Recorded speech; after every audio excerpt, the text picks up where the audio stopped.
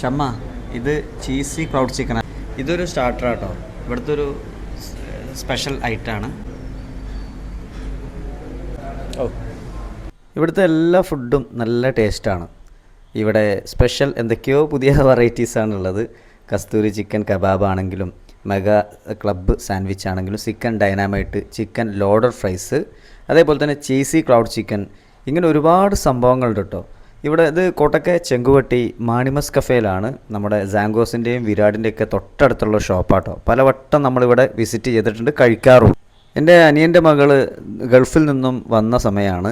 ഞാനൊക്കെ അവിടെ പോകുമ്പോൾ നമ്മളെ വളരെ വലുതായിട്ട് ഇവരൊക്കെ അനിയന്മാരും ജ്യേഷ്ഠന്മാരും ഒക്കെ നല്ല ട്രീറ്റ് ചെയ്യാറുണ്ട്. അപ്പോൾ ഇന്ന് ഷമ്മക്കുള്ള ട്രീറ്റാട്ടോ ഇന്ന് ഇവിടെ വെച്ച് നൽകുന്നത്. കസ്തൂരി ചിക്കൻ കബാബാട്ടോ.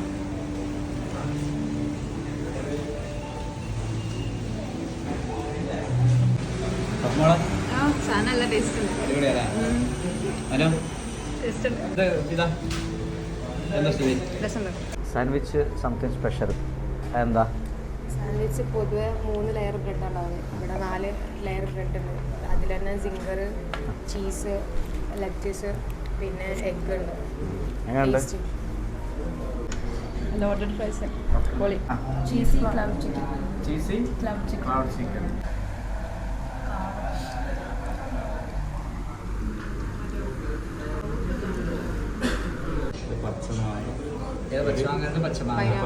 പച്ചമാങ്ങ. ഇത് ഞങ്ങൾ പൈനാപ്പിൾ.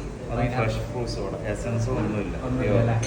ഇതിൽ അവൈലബിൾ പച്ചമാങ്ങയുണ്ട്, പൈനാപ്പിൾ ഉണ്ട്, ഗ്രേപ്പ്, ഓറഞ്ച്. ഓറഞ്ച് ഇപ്പോൾ സീസൺ അല്ലാത്തതുണ്ട്. ഓക്കെ സൈഫ് ഭായ്, യെസ്, ഫുഡ് ഒരു രക്ഷയില്ല.